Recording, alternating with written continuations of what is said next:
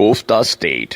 ہماری قومی نفسیات اور کوفتہ دونوں قریب قریب ہیں. ہم کوفتہ کیسے بناتے ہیں؟ ہم گوشت کے ٹکڑے لیتے ہیں، ان کی بوٹیاں بناتے ہیں، انہیں باریک پیس کر قیمہ بناتے ہیں، پھر قیمے کو گوند کر دوبارہ بوٹی بنانے کی کوشش کرتے ہیں. بوٹی نہ بن رہی ہو تو ہم اس میں ایسے مسالے اور ایسے اناج ڈالتے ہیں جو قیمے کے اجزاء کو آپس میں جوڑ دیتے ہیں، اور ہم جب اس عظیم کارنامے سے فارغ ہو جاتے ہیں تو پھر ہم بوٹی کو کوفتے کا نام دیتے ہیں، پکاتے ہیں، دانتوں میں پیس کر ایک بار پھر قیمہ بناتے ہیں. اور ہم اس سارے پروسیس کے دوران ایک لمحے کے لیے بھی یہ نہیں سوچتے ہم نے اگر بوٹی ہی کھانی تھی تو پھر ہم اس کا کوفتہ کیوں بناتے رہے، اور اگر یہ جہد مسلسل سے ایک بار کوفتہ بن گیا ہے تو پھر ہم اسے دانتوں میں پیس کر دوبارہ قیمہ کیوں بنا رہے ہیں. آپ اگر کسی دن کوفتے کو ذہن میں رکھ کر اپنے آپ کا تجزیہ کریں گے تو آپ کو ہم من حیث القوم کوفتہ محسوس ہوں گے.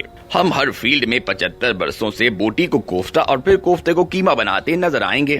عمران خان اس پروسیس کی تازہ ترین مثال ہیں. ہم نے انہیں 2011 میں بوٹی سے کوفتہ بنانا شروع کیا. ہم نے اس کوفتہ سازی کے دوران کیا کیا نہیں کیا. 126 دن کا دھرنا کرا کر پوری دنیا میں ملک کا تماشا بنا دیا. دھرنے کے باوجود نواز شریف کمزور نہیں ہوئے تو پناما کیس بنا دیا گیا. ٹی ایل پی کو بھی 3 بار اسلام آباد لایا گیا. نگران جج بٹھا کر ججوں کو واٹس ایپ پر فیصلے بھجوا کر نواز شریف کو اقتدار سے فارغ کیا گیا. الیکٹیبلز اکٹھے کر کے بنی گالا کی طرف ہانک دیے گئے. عمران خان کی سیف لینڈنگ کے لیے جہانگیر ترین کو بھی قربان کر دیا گیا اور الیکشن سے پہلے نواز شریف اور مریم نواز کو جیل میں بھی ڈال دیا گیا. لیکن اس کے باوجود ٹاسک مکمل نہیں ہوا تو الیکشن کی رات RDS بٹھا دیا گیا. یہ بندوبست بھی کام نہیں آیا تو 6 پارٹیوں کو اکٹھا بٹھا کر عمران خان کا اتحادی بنا دیا گیا اور یوں کوفتہ بن گیا. اب اس کوفتے کو گلانے کے لیے بھی 3.5 سال ہر قسم کا مسالہ ڈالا گیا. اتحادیوں کو بھی باندھ کر رکھا گیا. فوج ملکوں پیسے بھی مانگتی رہی اور معافیاں بھی، مگر حکومت پرفارم نہ کر سکی. حکومت کی بد انتظامی کی حالت یہ تھی ورلڈ بینک کی ثالثی عدالت نے ریکوڈ کیس میں جولائی 2019 میں پاکستان کو $5 ارب جرمانہ کر دیا. حکومت مزے سے لیٹی رہی یہاں تک کہ جرمانے کی ادائیگی کا وقت آ گیا اور یہ معاملہ بھی دوسرے معاملات کی طرح فوج کے سر پر آ گرا. آرمی چیف نے تحقیق کرائی. پتا چلا پاکستان کے فورن ریزروز نیو یارک میں پڑے ہوئے ہیں اور امریکہ کسی بھی وقت ان میں سے $5 ارب نکال کر آسٹریلین کمپنی کو دے دے گا. یہ جان کر GHQ میں دوڑیں لگ گئیں. اسٹیٹ بینک اور وزیر خزانہ سے پوچھا گیا، وہ اس نزاکت سے واقف ہی نہیں تھے. وزیر اعظم اس وقت سعودی عرب میں تھے. فوری طور پر خط لکھا گیا. خط جہاز پر سعودی عرب بھجوایا گیا. وزیر اعظم کے سائن کرائے گئے. خط بذریعہ جہاز نیو یارک بھجوایا گیا اور یوں فورن ریزروز UAE اور چین شفٹ کرائے گئے. اور اس کے بعد فوج نے ٹیتیان کاپر کمپنی کے ساتھ طویل مذاکرات کے بعد معاملہ سیٹل کیا. قومی اسمبلی اور سینٹ کے سیشن تک فوج کراتی تھی. اتحادیوں کو قومی اسمبلی تک لانا اور بلوں کے حق میں ووٹ دلانا بھی فوج کی ذمہ داری تھی اور اپوزیشن کو مخالفانہ تقریروں سے باز رکھنا بھی. لیکن پھر اس کوفتے کا کیا نتیجہ نکلا؟ ہم آج اسے ایک بار پھر دانتوں کے نیچے رکھ کر قیمہ بنا رہے ہیں. اور کیا یہ کھیل یہاں ختم ہو جائے گا؟ جی نہیں. عمران خان کو تلوار بنا کر نواز شریف اور مریم نواز کے سر پر لٹکا دیا جائے گا تاکہ یہ بھی کام نہ کر سکیں. ہمارے باقی تمام ملکی سسٹم بھی کوفتے ہیں. مثلا آپ 2 چھوٹی مثالیں لے لیں.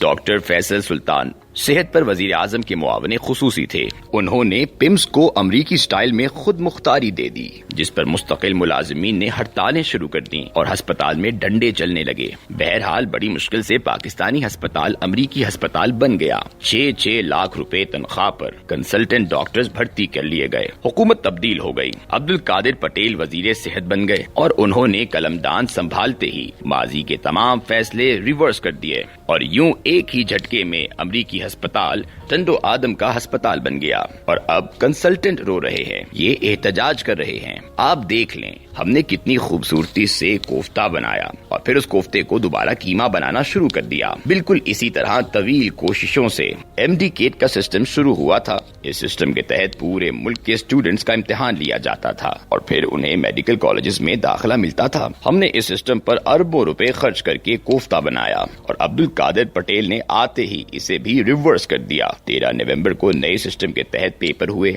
और इस वक्त लाखों स्टूडेंट्स वजारत सेहत और मेडिकल कॉलेजेस रो रहे हैं। हमने एक बार फिर कोफ्ते को कीमा बना दिया है। आप सिस्टम की हालत देखिए। सड़क बनाने वाले सड़क बना लेते हैं तो बिजली और गैस वालों को याद आ जाता है हमने यहाँ पाइप बिछाने थे, और ये बारी बारी आकर सड़क तोड़ देते हैं और खुदा खुदा करके ये अमल मुकम्मल होता है तो हम नए सिरे से सड़क बनाना, उसे तोड़ना और पाइप बिछाना शुरू कर देते हैं, क्योंकि उस वक्त तक पुराने पाइप टूट चुके होते हैं, गैस लीक हो रही होती है और बिजली ट्रिप कर रही होती है। मुल्क में इस साल खौफनाक सैलाब आया। 3 करोड़ लोग मुतासिर हुए। हुकूमत अब अरबों डॉलर खर्च करके उन्हें बहाल करेगी, लेकिन अगले साल फिर सैलाब आएगा और ये लोग उससे भी मुतासिर होंगे, क्योंकि हम ये सोचकर इन्हें एक बार फिर पानी की गुजरगाहों पर आबाद कर रहे हैं कि अगले साल का सैलाब ज्यादा गीला नहीं होगा, ये आएगा, सलाम करेगा और आगे निकल जाएगा। और हम सर्दियों में गैस और गर्मियों में बिजली को तरसते हैं, लेकिन जमीन से गैस निकाल रहे हैं और ना कोयले और सोलर के प्लांट्स लगा रहे हैं।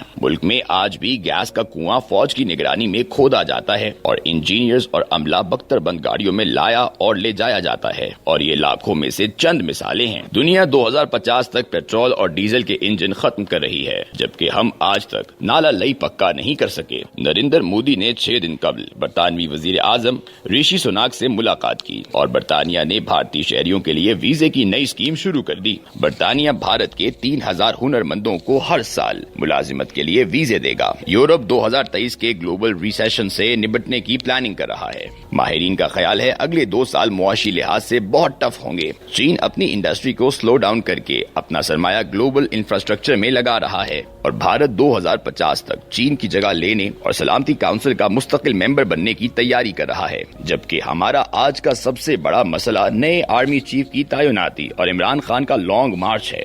लोग सारा दिन एक दूसरे से पूछते रहते हैं नया आर्मी चीफ कौन होगा। सदर के पास 48(1) के तहत इख्तियार है। ये हुकूमत की किसी भी एडवाइस को 15 दिन और फिर 10 दिन तक रोक सकता है। चुनाचे ये आर्मी चीफ की तैनाती 25 दिन तक डिले कर सकता है। क्या आरिफ अलवी ऐसा करेंगे? और इमरान खान इस्लामाबाद की बजाय रावलपिंडी क्यों जा रहे हैं? आप जरा संजीदगी मुलाहिजा कीजिए। दुनिया किधर जा रही है और हम किस तरफ दौड़ रहे हैं? दुनिया के क्या क्या मसाइल हैं और हम मसाइल के ढेर पर बैठकर क्या कर रहे हैं? गोश्त को कोफ्ता बनाते हैं और फिर कोफ्ते को कीमे में तब्दील करना शुरू कर देते हैं। एक हुकूमत लाते हैं, उसके मुखालिफिन को गद्दार और करप्ट साबित करते हैं और फिर उन करप्ट और गद्दारों को नहला धुलाकर कुर्सी इक्तदार पर बिठा देते हैं और पुराने को सड़कों का रिस्क बना देते हैं। हमने 10 साल सड़कों को आराम नहीं करने दिया। हम 10 साल से मुल्क में अदम इस्तेहकाम बो और काट रहे हैं और इस काश्तकारी के बाद एक दूसरे से ये भी पूछ रहे हैं हम तरक्की क्यों नहीं कर रहे, हम कशको लेकर दर दर क्यों फिर रहे हैं।